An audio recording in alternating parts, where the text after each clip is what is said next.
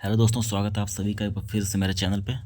आज मैं बहुत ही ज़्यादा इम्पोर्टेंट टॉपिक पे आप सभी के लिए वीडियो बना रहा हूँ दोस्तों। एक्चुअली सबसे पहले जो ओपीएस आया था हम लोगों के लिए, तो 2004 से ओपीएस को बंद करके एनपीएस लाया गया था और अब एनपीएस को बंद करके यूपीएस लाया गया है दोस्तों। तो उसी के लिए यूपीएस का एक ड्राफ्ट गवर्नमेंट ने तैयार किया है कि यूपीएस के अंतर्गत आप लोगों को किस तरह से पेंशन दिया जाएगा और एक मुश्त राशि जो लास्ट में आप लोग रिटायर होने के बाद जो आप लोगों को मिलता है वो एक मुश्त राशि कितनी मिलेगी या फिर कुछ भी नहीं मिलेगी। तो इसी के लिए इसी टॉपिक पे मैं ये वीडियो बना रहा हूँ। देखिए दोस्तों, एक्चुअली यहाँ पर साफ साफ बताया गया है कि कर्मचारियों को 31 मार्च तक चुनना होगा एनपीएस चाहिए या यूपीएस। जी हाँ, तो आप लोगों को दोस्तों एक्चुअली डिपार्टमेंट के थ्रू ये पूछा जाएगा और नहीं भी पूछा जाएगा तो आप लोगों को चुनना पड़ेगा ऑनलाइन एनपीएस के एप्लीकेशन के थ्रू या फिर एक फंक्शन दिया जाएगा आप लोगों को डिपार्टमेंट के थ्रू ताकि आप लोग ये ऑप्शन चूज़ कर सकें। तो यहाँ पर बताया गया दोस्तों कि केंद्र वित्त मंत्रालय की ओर से तैयार की जा रही है गाइडलाइन के अनुसार कर्मचारियों के पास फंड में जमा 100% राशि के निवेश का विकल्प रहेगा। जी हाँ, ये यूपीएस में रहेगा। एनपीएस में कर्मचारी सरकार की ओर से सुझाए गए 12 सर्विस प्रोवाइडर के जरिए 50% राशि तक का निवेश बाजार जोखिम के अनुसार कर सकते थे। जी हाँ दोस्तों, और इसके आगे आप लोग देख सकते हैं कि यूपीएस में केंद्र कर्मचारियों को रिटायरमेंट के समय एक मुश्त राशि निकालने का विकल्प नहीं मिलेगा, यानी उनके फंड में जमा 100% राशि का उपयोग पेंशन में किया जाएगा। तो ये क्या है दोस्तों, देखिए एक्चुअली मैं आप लोग को बता रहा हूँ। देखिए दोस्तों, यूपीएस में सॉरी एनपीएस में क्या था। एनपीएस में जो आप लोगों का था दोस्तों, जब आप लोग रिटायरमेंट होते तो उस समय आप लोगों को 60% राशि आप लोग निकाल सकते थे, एक मुश्त राशि रिटायरमेंट के बाद। और बाकी का 40% जो रहता है वो 40% राशि आप लोगों को पेंशन के रूप में दिया जाएगा।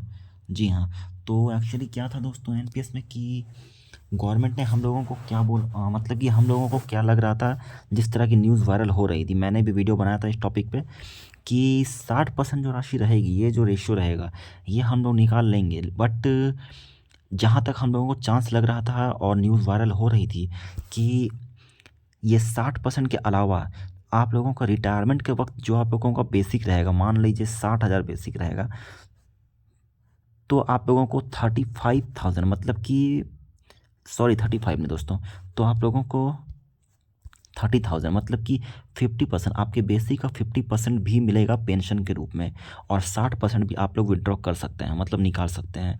तो ये हम लोगों को लग रहा था कि गवर्नमेंट ये रूल लाएगी। और बट दोस्तों क्या हुआ कि एनपीएस को हटाकर दोस्तों गवर्नमेंट ने यूपीएस लाया है।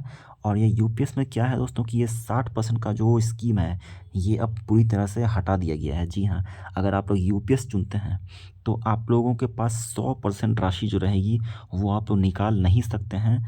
और आप लोगों को क्या रहेगा दोस्तों कि रिटायरमेंट के बाद आप लोग इसी 100% राशि आप लोगों को इसी 100% राशि से पेंशन दिया जाएगा। जी हाँ, यही 100% राशि को पेंशन के रूप में इस्तेमाल किया जाएगा, आप लोगों को विड्रॉ करने के लिए नहीं मिलेगा। और उस समय भी ये पेंशन क्या होगा दोस्तों कि ये पेंशन आप लोगों को बेसिक जितना आप लोगों का रहेगा, मान लीजिए 70,000 रहेगा बेसिक, तो आप लोगों को 35,000 पेंशन के रूप में मिलेगा। जी हाँ, तो यही है दोस्तों, ये जो ड्राफ्ट एक्चुअली तैयार किया गया है, गवर्नमेंट इसमें यही चीज़ें बोली है। और जैसा कि आप लोग देख सकते हैं कि देखिए कर्मचारियों का योगदान 10% यूपीएस में भी एनपीएस में भी। सरकार का योगदान पहले एनपीएस में 14% था, अब यूपीएस में 18.50%। कॉर्पस फंड में जमा राशि कर्मचारियों का 10%, सरकार का 14%, यानी कुल 24% होता था। बट अब 20% सॉरी अब 28% होगा।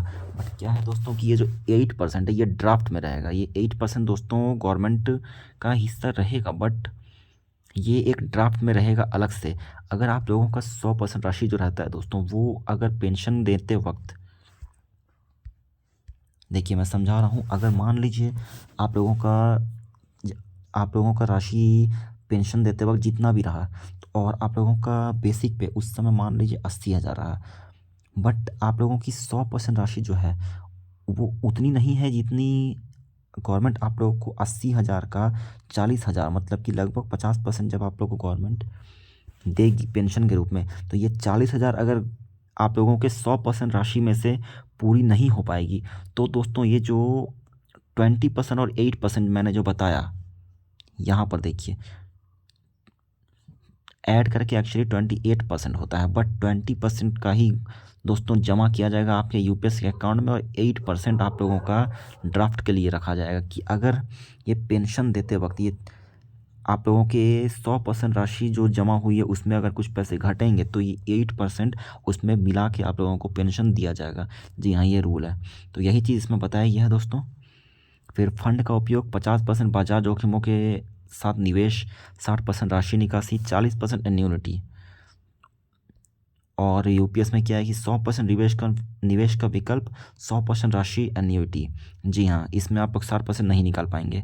पेंशन की गणना, न्यूनतम पेंशन एन्युइटी पर आधारित और अंतिम मूल वेतन का 50% पेंशन स्थिर पेंशन के रूप में मिलेगा यूपीएस में। बट एनपीएस में 50% नहीं मिलेगा।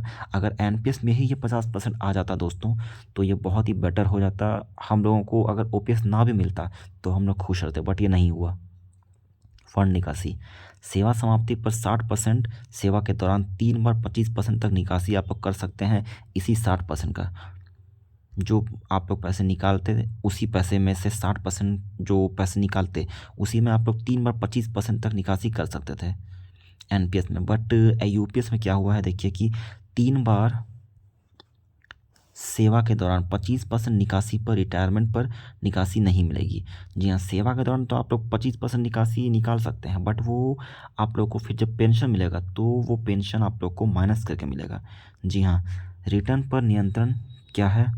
चुने गए प्रोवाइडर के आधार पर कर्मचारी का असीमित नियंत्रण। तो ये प्रोवाइडर चुने गए होंगे दोस्तों।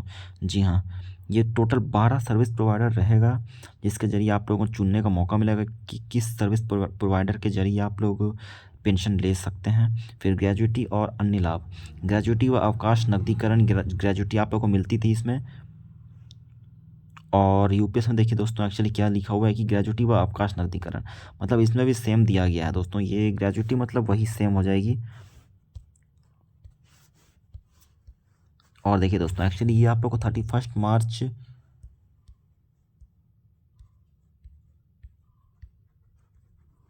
2025 तक आप लोगों को सेलेक्ट करना पड़ेगा।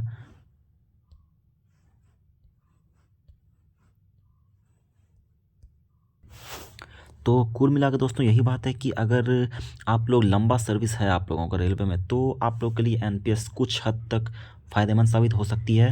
बट अगर आप लोग शॉर्ट सर्विस के लिए हैं, मतलब अगर आप लोगों का रेलवे में शॉर्ट सर्विस है, ज़्यादा लंबा समय नहीं है, आप लोगों का सेवा ज़्यादा लंबा नहीं है रेलवे में, तो आप लोग के लिए यूपीएस बहुत सही है दोस्तों। और यहाँ आप लोग देख भी सकते हैं कि 8% जो राशि है वो जो पूल राशि में रखा जाएगा उसका इस्तेमाल किस तरह किया जाएगा दोस्तों। आप लोग पॉज मार के इसे अच्छे से रीड भी कर सकते हैं। यहाँ पर साफ साफ उदाहरण के तौर पर बताया गया है, ये आप लोग चेक कर लीजिएगा दोस्तों। तो यही न्यूज़ थी दोस्तों आज की, बहुत इंपॉर्टेंट न्यूज़। आप लोग से पूछा जाएगा कि आप लोग को यूपीएस चाहिए या ओपीएस चाहिए। और जैसा कि अभी रेलवे यूनियन का इलेक्शन हुआ है तो देखिए ओपीएस गवर्नमेंट देती है कि नहीं देती है वो तो गवर्नमेंट के ऊपर है, बट हम लोग जो कर सकते हैं दोस्तों वो हमारे ऊपर है। तो एक बार आप लोग सर्च कर लीजिएगा अपने हिसाब से कि आप लोग को यूपीएस चाहिए या ओपीएस चाहिए, सॉरी यूपीएस चाहिए या एनपीएस चाहिए। तो चलिए मिलता हूँ आप लोग से अपने अगले वीडियो पे, तब तक के लिए जय हिंद, धन्यवाद।